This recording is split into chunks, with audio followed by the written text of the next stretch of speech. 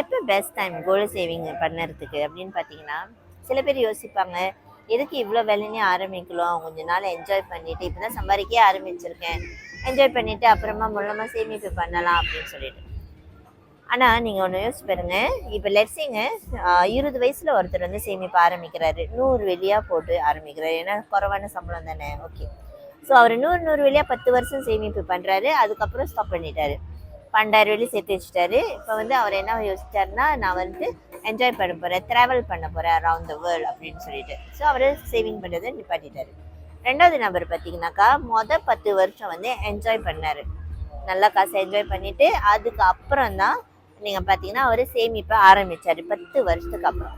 ஆனால் அவர் என்ன பண்ணார்னா 200 வெள்ளி சேவிங் பண்ணார் அண்ட் ஃபார் 15 இயர்ஸ்.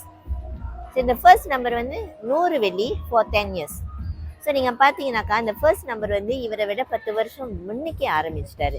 இந்த செகண்ட் நம்பர் வந்து 10 வருஷம் கழித்து ஆரம்பிச்சிருக்காரு, 15 வருஷத்துக்கு. ஸோ இந்த ஃபர்ஸ்ட் நம்பர் வந்து 10 இயர்ஸ் ப்ளஸ் இந்த 15 இயர்ஸ், மொத்தம் 25 இயர்ஸ் வந்து அவர் காசு வந்து சேவிங்கில் இருக்குது. மினிமம் 12% வச்சு கல்குலேட் பண்ணி பார்த்தீங்கன்னா உங்களுக்கு கிடைக்கிற இன்ட்ரெஸ்ட் வந்து 1 லட்சம் வெள்ளிக்கு மேலே இன்ட்ரெஸ்ட் ப்ளஸ் அசட்.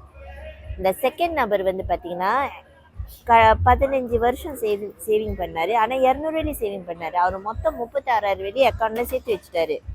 ஆனால் டோட்டல் வந்து பார்த்தீங்கன்னாக்கா அவருக்கு வந்து 100K கூட வரவில்லை, ஈவன் வித் 12% டிவிடெண்ட் இன்ட்ரெஸ்ட்.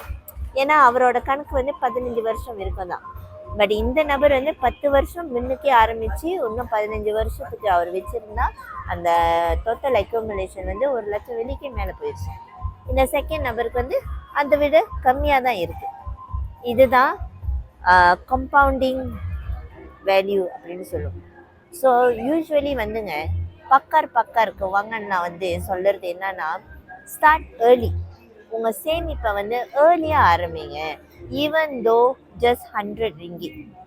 நீங்கள் லேட்டாக ஆரம்பிச்சிங்கனாக்கா உங்களோட அக்யூமுலேட்டிவ் இன்சென்ட் டிவிடனோட கிடைக்கிறது வந்து கம்மியாக தான் இருக்கும், குரோத் வந்து குறைவாக இருக்கும். ஆனால் கம்பவுண்டிங்கில் க்ரோ பண்ணுற ஒவ்வொரு விஷயமும் வந்து அதோட க்ரோத் வந்து ஆரம்பத்தில் ஸ்லோவாக இருந்து அதுக்கப்புறம் எக்ஸ்போனென்ஷியலில் போகும். ஸோ இதனால தான் people who start early saving பண்ணவங்க அவங்க பெனிஃபிட் ஆதாயம் இன்னும் அதிகமாக அடைய முடியுங்க.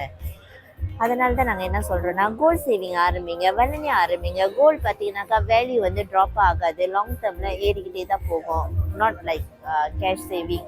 ஸோ இதை பற்றி உங்களுக்கு இன்னும் டீட்டெயில்ஸ் தெரியணுன்னாக்கா எங்களை தொடர்பு கொள்ளுங்கள், கண்டிப்பாக நாங்கள் உங்களுக்கு கைட் பண்ணுறோம். நீங்கள் ஜேபியில் இருக்கீங்களா, எங்கள் ஜேபி மக்கள்னாக்கா நேராக எங்களை வந்து சந்திங்க. எங்கன்னா மைடின் முத்தியார ரீடி நீங்கள் ஃபூடி பாப்பா ஓடிக்கிட்டு இருக்கு அட் பாம்பே பஜார். ஸோ 8ஆம் தேதியில் ஆரம்பித்து இன்றைக்கி 11ஆம் தேதி வரைக்கும் இந்த மைடின் முத்தியார ரீடியில் இந்த பஜார் வந்து ஓடும். ஸோ எங்கள் பூத் இங்கே தான் இருக்குது, ஏடிஎம் மிஷின் கிட்டேயே. ஸோ வாங்க, எங்களை வந்து கான்டாக்ட்